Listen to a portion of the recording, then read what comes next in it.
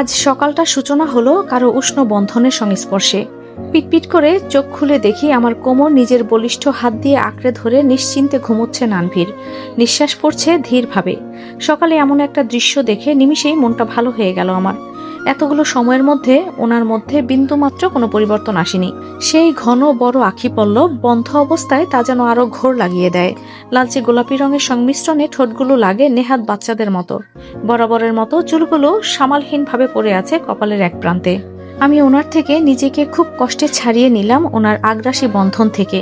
পরনের জামা ঠিক করে চোখ বুলালাম ক্যালেন্ডারের পাতায়। সময়গুলো কর্পূরের ন্যায় চলে গেছে। দেখতে দেখতে পার হয়ে গেছে তিনটে শ্রাবণ। প্রতিটা সময়গুলোই আমার কাছে ছিল স্বপ্নের মতো। আমি আমার দুটো প্রাণকে বড় হতে দেখেছি, আস্তে আস্তে হাঁটতে দেখেছি। আধো আধো মুখে মাম্মাম পাপাই বলতে শুনেছি। আর আজ আমার সেই প্রাণ দুটোর জন্মদিন, আমার আহিয়ান আনহির জন্মদিন।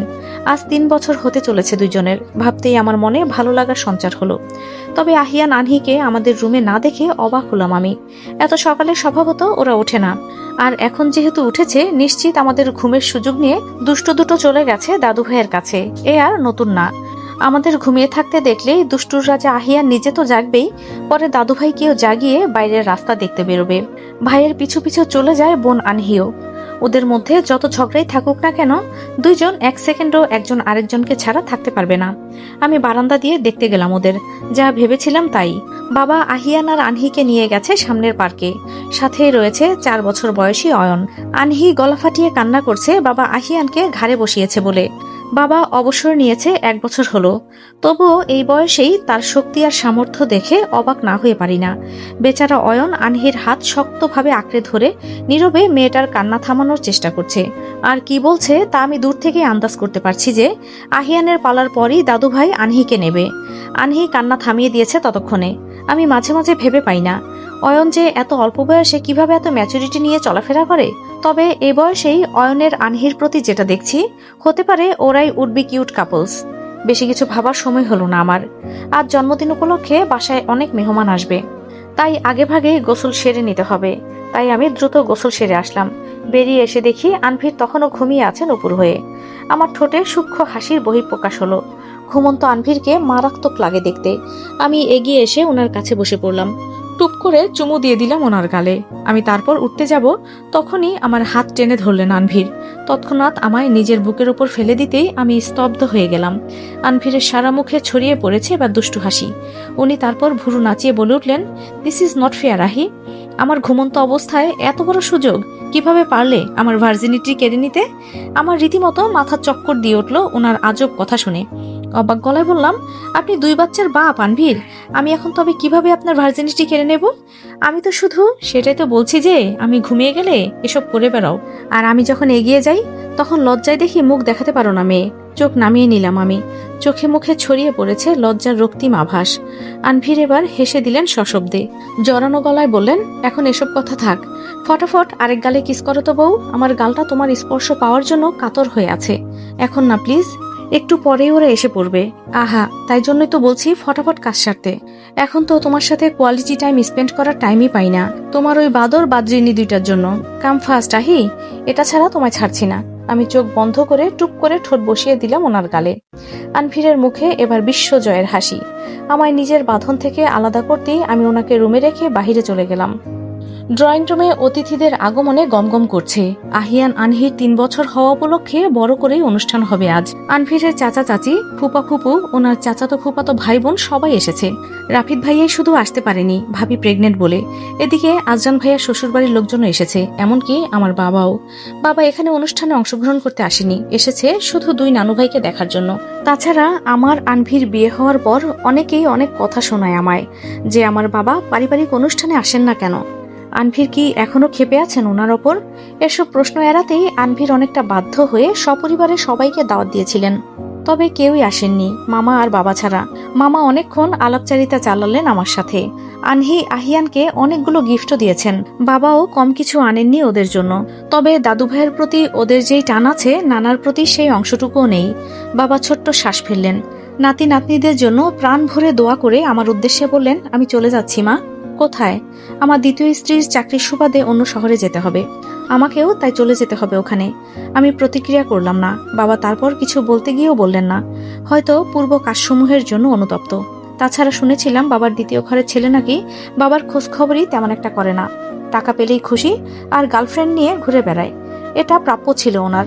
টাকার পেছনে এতটা অন্ধ ছিলেন যে নিজের মেয়ের কথাও পরোয়া করেননি।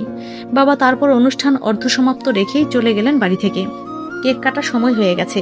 আমি কাজকর্ম শিউলি ভাবিকে বুঝিয়ে আহিয়ান আনহিকে খুঁজে চললাম এদিক ওদিক। আনভিরও আশেপাশে নেই। ব্যাপার কি? বাপ বেটা বেটি মিলে কি উধাও হয়ে গেল নাকি? তখনই একপাশে তিনজনকে দেখে থমকে গেলাম আমি। আনভির একপাশে দাঁড়িয়ে আছে নীরবে, কোলে আনহি আর আহিয়ান। আনভির শার্ট পাল্টে সাদা পায়জামা আর নীল পাঞ্জাবি পরে এসেছেন। হাতা দুটো সুন্দর করে ভাঁজ করা। উনি সচরাচর পাঞ্জাবি পরেন না বললেই চলে, তাই এমন হৃদয় ঘায়েল করার দৃশ্য দেখে আমার নিঃশ্বাস আটকে এলো। আনভিরের সঙ্গে ম্যাচিং করে আমাদের প্রিন্স চার্মিং আহিয়ানও পাঞ্জাবি পরেছে, হাতাগুলো বাবার মতোই ভাঁজ করা। আনহি ম্যাচ করে পরেছে একই রঙের হাতা কাটা ছোট্ট ফ্রক, পরনে লাল জুতো। দুই পাশে সিল্কি চুলগুলো সুন্দরভাবে লাল ঝুঁটি দিয়ে বেঁধে রাখা। ওদের যে আনভিরি এভাবে রেডি করে এনেছেন এ নিয়ে কোনো সন্দেহ নেই। আনহি বাবার কোলে থাকা অবস্থাতেই ফোঁস করে কাঁদছে, কারণ পাপাই আর ভাইয়ার মতো সেও পাঞ্জাবি পরবে। আনভির বেচারিকে বোঝাতেই পারল না যে মেয়েরা পাঞ্জাবি পরে না। কে শোনে কার কথা। পরে আহিয়ান ভেঙচি মারলেই বাবার কোলে থেকেই এলো পাথারি মারতে থাকলো ভাইকে। আমার ওদের দৃশ্য দেখে প্রচন্ড হাসি পাচ্ছে। তারপর ওনার কাছে এগিয়ে আনহিকে কোলে নিয়ে বললাম, প্রিন্সেস তুমি না গুড গার্ল, এইভাবে কেউ মারে? আমি আহিয়ানের পাঞ্জা পরবো। আনভির ফিক করে হেসে দিলেন এই কথায়, সেই সাথে আমিও। আনহি আবার বলে, পাপাই শুধু ওর জন্যই পাঞ্জা আনছে, আমার জন্য আনেনি। তুমি পচা পাপাই, মাম্মা মামাকে পাঞ্জা কিনে দিবে। কোনো মতে বুঝিয়ে সুঝিয়ে আমি শান্ত করলাম আনহিকে। আনভির হঠাৎ আমার কানের কাছে ফিসফিসিয়ে বলে উঠল, সুন্দর লাগছে বউ। আমার ঠোঁটে চাপা হাসি ফুটিয়ে তুললাম এবার। কেক কাটার সময় হয়ে গেছে বলে এক হাতে আহিয়ানকে আর অন্য হাতে আনহিকে ধরে এগিয়ে গেল। এভাবে শেষ হলো কেক কাটার পর্ব। আনভির প্রথমে আনহিকে কেক খাইয়ে দিয়েছে বলে আহিয়ানের কি অভিমান। পরে অয়ন বাধ্য হয়ে নিজের পিসটা আহিয়ানকে খেতে দেয় ঝগড়াঝাটি থামানোর জন্য। সবাই বলে অয়ন হলো এই টুইন সিস্টার ব্রাদারের বিগ ব্রাদার। অর্থাৎ অয়ন যাই বলে আনহি আর আহিয়ান মাথা পেতে তাই মানে। একে একে অতিথিরা সবাই চলে যেতে থাকলো। এবারও ধ্রুবের সাথে মিষ্টি করে কথা বলেননি উনি। ধ্রুব ভাইয়া আমায় আগে পছন্দ করতো মানতাম, কিন্তু তাই বলে এখনো সেই কথা নিয়ে পড়ে থাকবে? এটাই বোঝাতে পারলাম না আনভিরকে। ড্রয়িং রুম, ডাইনিং রুম সব পরিষ্কার করে আমি আর ভাবি সবার সাথে গিয়ে বসলাম। মা গল্প শোনাচ্ছে আনহি আর আহিয়ানকে ওদের জন্মের সময়ের। আফজান ভাইয়া এবার টিটকারি সুরে বলল, আহিয়ান আনভি, তোমরা জানো তোমাদের জন্মের সময়ে তোমার পাপাই কি করেছিল? কি করেছিল বড় পাপাই? খুশির ঠেলায় সেন্সলেস হয়ে গেছিল। আমরা সবাই মিটমিটিয়ে হেসে দিলাম এবার। আনভির একরাশ বিরক্তি নিয়ে তাকালো আফজান ভাইয়ার দিকে। প্রথমে কিছুই বুঝলো না অয়ন, আহিয়ান আর আনহি, পরন্তু মনে ভয়াবহ কৌতূহল জেগে ওঠাতে একেবারে দাদুর কাছে ঘেঁষে বসে পড়লো। আহিয়ান বলল, দাদু ভাই আজ আমরা তোমার সাথে ঘুমাবো, আমি পাপায়ের গল্প শুনবো। ওরা তিনজন এক প্রকার জোরাজোরি করেই চলে গেল বাবার ঘরে। আমি আর আনভিরও তারপর নিজের রুমে চলে গেলাম। রাত অনেক হয়েছে, বাইরে মৃদু বাতাসের ছড়াছড়ি। সকালের গোসল সেরেছি বলে এখন আর গোসল করব না। আমি বাঁধা চুলগুলো এবার খুলে দিতেই হঠাৎ পেছন থেকে খপ করে কোমর জড়িয়ে ধরলেন আনভির। গলায় মুখ গুজে দিলেন সন্তর্পণে। আমি বিমূঢ় হয়ে রইলাম, গলা আটকে আসছে ক্রমশ। তবুও বলে উঠলাম, কি করছেন? ওনার ভাবান্তর নেই।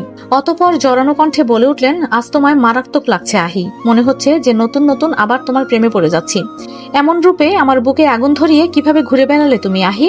এখন যে আমার বুকের চিনচিন ব্যথা নিরাময় করার জন্য তোমায় প্রয়োজন। আমি জিভ দিয়ে নিজের ঠোঁট ভিজালাম ধীরভাবে। উন্মাদ লাগছে আনভিরকে দেখতে। উনি এবার হঠাৎ আমায় টেনে বারান্দায় নিয়ে গেলেন। ইশারায় দেখালেন ফুল টবগুলোর দিকে।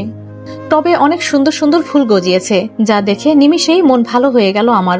আনভির ডিভানে বসালেন আমায়, তারপর বসলেন আমার পাশে। ঘোর লাগা কণ্ঠে বলে উঠলেন, আজকের এই সিক্ত পরিবেশ, এই বিশাল রাতের আকাশ দেখে কিছু মনে পড়ছে তোমার? না তো। অবাক হয়ে বললাম আমি।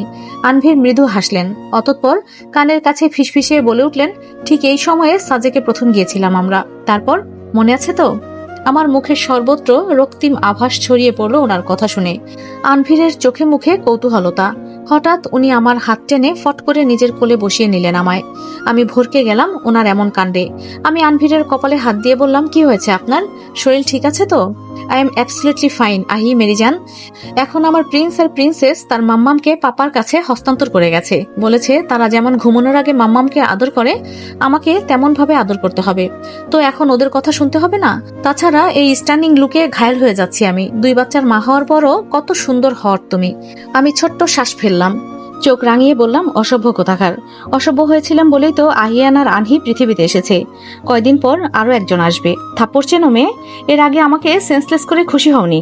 আর তোমায় নিয়ে রিস্ক নিতে চাচ্ছি না আমি, অসম্ভব। আমি আনমনে হাসলাম।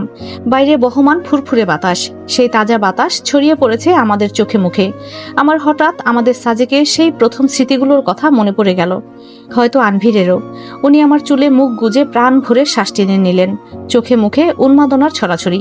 শ্রাবণের বিধ্বংসী হাওয়ার আড়ালে আবডালে উড়ে চলছে শুভ্র পর্দাগুলো। কদমের মৃদু ঘ্রাণ নাকে এসে হানা দিতে মগ্ন। আমি আনভির থেকে নিজেকে ছাড়ানোর চেষ্টা করলাম, তবে উনি ছাড়লেন না। আমার কোমর শক্তভাবে চেপে গলায় মুখ গুজে ফেললেন। আমি বললাম, ঘুমোবেন না আনভির? আজ মিশে যাব, পুনরায় তোমার সাথে মিশে আর এক শ্রাবণের হাওয়ার গল্প লিখব। তুমি আমার কাছে ভালোবাসার চাইতেও বিশেষ কিছু আহি। আমার জীবনের প্রতিটা নিঃশ্বাসে নিঃশ্বাসে তোমায় অনুভব করা প্রয়োজন। আজ ঘুমোবো না আহি, কতদিন তোমার সাথে নির্ঘুম রাত কাটাই না। প্রিয় গল্প প্রেমীরা, এখানেই শেষ করতে হলো আমাদের এই গল্পটি আপনাদের কাছে কেমন লেগেছে কমেন্টে জানাবেন। সবার জন্য দোয়া এবং ভালোবাসা। সবাই ভালো থাকবেন, সুস্থ থাকবেন। দেখা হচ্ছে নতুন কোনো গল্পে। এখনকার মতো আল্লাহ হাফেজ।